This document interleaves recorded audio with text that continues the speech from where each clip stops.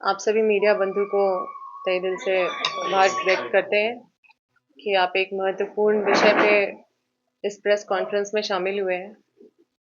आप सब जानते हैं कि ऐतिहासिक रूप से झारखंड में खनिजों की लूट होती रही है, जिसके खिलाफ धरती आबा बिरसा मुंडा, स्वर्गीय धरती आबा शिबू सोरेन जी और तमाम झारखंड के सभी लोग इस लड़ाई को लड़ते हैं। साथियों, बड़का गांव के खनिज अवैध खनन के खिलाफ लगातार मेरे पूर्व मंत्री श्री योगेंद्र साहब आवाज उठाएं, उनको भी जेल में डाला गया। पूर्व विधायक निर्मला देवी आवाज उठाई, उनको भी जेल डाला गया। मैं भी इसके जो वहां पे इलीगल माइनिंग हो रही है, अवैध खनन हो रहा है, उसके खिलाफ हम भी आवाज उठाएं। तो आप लोगों को बताना चाहती हूँ कि इस तरह के इलीगल माइनिंग करने वाले कंपनी में एक कंपनी जो ऋत्विक है, जो कि जिसके मालिक है सीएम रमेश, जो भाजपा से सांसद है आंध्र प्रदेश से, और 2000 किलोमीटर से चल के वो यहाँ झारखंड में खनन करने आते हैं। और जब मैं उनके अवैध जो इलीगल माइनिंग अवैध खनन के खिलाफ मैं आवाज उठाई, तो मुझे वो फोन करके उनके भाई धमकी दिए। और जो धमकी दिए, मैं आप लोगों के समक्ष ये चीज पेश करना चाहती हूँ।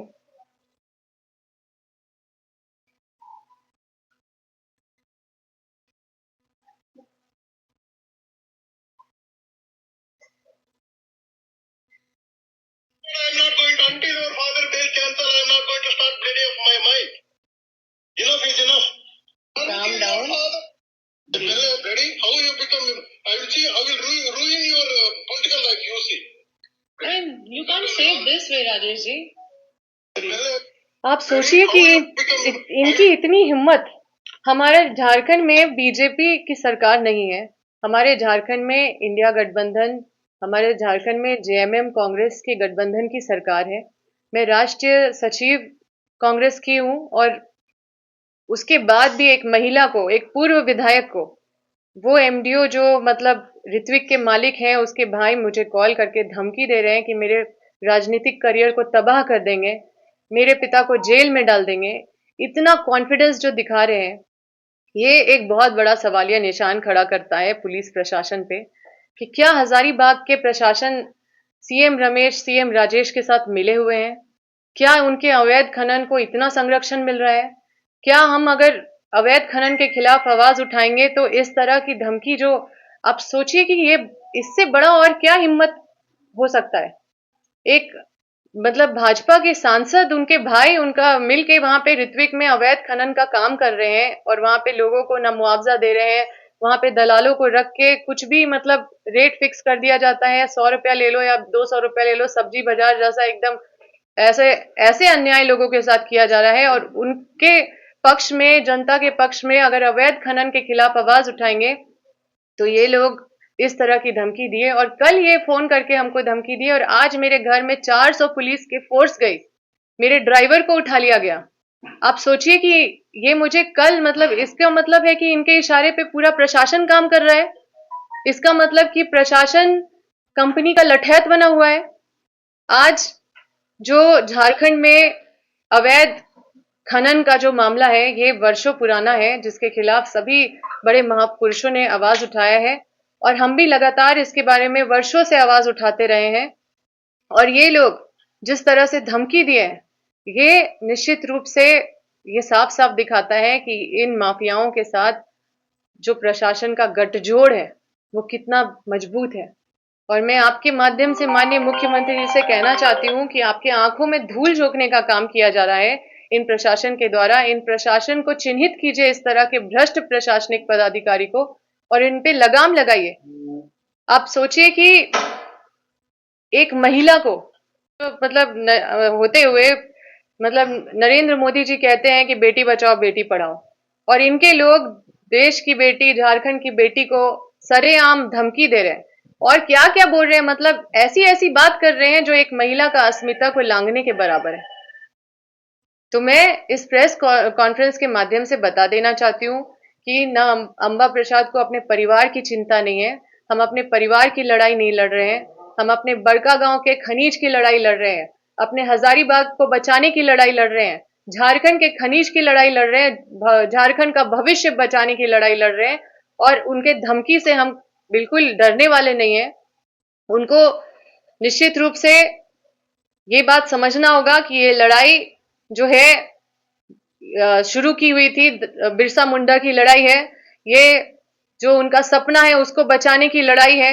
जो स्वर्गीय शिबू सोरेन है उनके सपनों को बचाने की लड़ाई है। ये झारखंड के भविष्य को बचाने की लड़ाई है।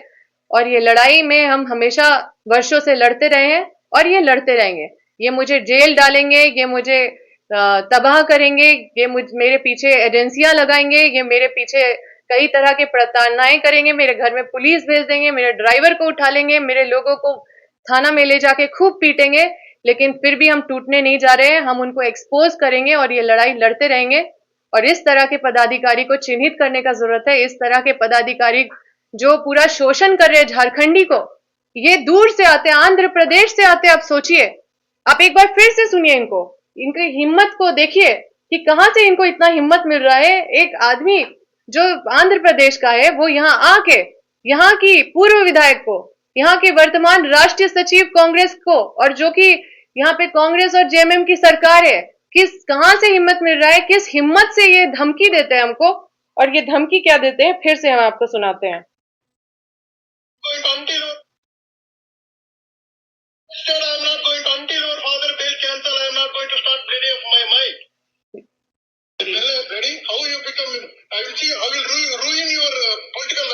पॉलिटिकल लाइफ को रूइन करना है, व्यक्तिगत लाइफ को रूइन करना है। हम तो मतलब रिकॉर्ड करते नहीं है, लेकिन ये वीडियो रिकॉर्डिंग है।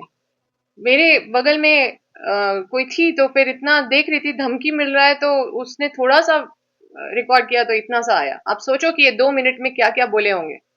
ये तो कुछ सेकंड का है। इनकी इतनी हिम्मत है। और ये झारखंड है, हम लोग झारखंड के लोग हैं। हमारे झारखंड के भाई बहन को कुचला जा रहा है। हमारे ही वो जिनको कुचला जा रहा है, जिनको मारा जा रहा है, जिनको बेघर किया जा रहा है, वो यहीं के लोग हैं, यहीं के आदिवासी मूलवासी हैं, यहीं के किसान वर्ग के लोग हैं। तो आपके माध्यम से ये बता देना चाहते हैं कि हम इसकी लड़ाई तो लड़ेंगे। और माननीय मुख्यमंत्री जी से हम आग्रह करते हैं कि इस विषय की गंभीरता को आपसे निवेदन है आप समझें, क्योंकि अगर कोई इतना मन बढ़ गया है कि एक जनप्रतिनिधि को धमकी दे रहा है, एक महिला को, तो दूसरी महिलाओं के साथ इनका क्या बर्ताव होगा। ये सांसद है, ये तो गुंडे हैं, ये तो बदमाश गुंडे हैं, ये तो माफिया है। कोई इस तरह से कोई महिला से बात करता है? तो साथियों, आपको बस यही कहना है कि ये कोई छोटी मोटी बात नहीं है। झारखंड अगर अलग हुआ, अगर सभी लोगों ने मिलकर लड़ा और इसको अलग किया है, तो इसी की लड़ाई थी कि जो बाहर के लोग आके यहाँ के खनिज संपदा लूट रहे हैं, इसकी लड़ाई थी कि यहाँ के लोग का हक और अधिकार मारा जा रहा है, इसलिए अलग झारखंड का निर्माण हो।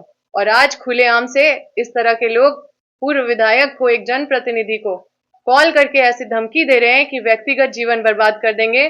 कई तरह की ऐसी बात बोले जो हम बता नहीं सकते, और जो रिकॉर्ड भी रहता तो आप लोग को सुना देते, लेकिन हम अपने मुंह से नहीं बता सकते। वो एक तरह से मतलब एक महिला का अस्मिता को लांघने के बराबर है। कंपनी के खिलाफ सूर्या हरदा ललमटिया में आवाज उठाते थे। देखिए, आज हम ये बिल्कुल हमको बिल्कुल ये प्रशासन पूरी तरह से कंपनी का लठैत बन गया। प्रशासन रहा कहाँ? प्रशासन नाम का चीज रहा कहाँ? आपके घर में कोई घटना होगा ना, ये 400 फोर्स नहीं आएंगे आपके लिए। कंपनी का अगर कोई ऑर्डर आ गया ना तो 400 फोर्स आ जाएंगे 4-5 बजे भोर मेरा ड्राइवर को उठाने के लिए। मेरा ड्राइवर, आप सोचिए उसका क्या कसूर है कि वो मेरा गाड़ी चलाता है, अंबा प्रसाद का गाड़ी चलाता है, ये उसका कसूर है। मेरे निजी गार्ड का कसूर क्या है? मेरे साथ रहता है, मुझे डराने के लिए किया जा रहा है ये सब।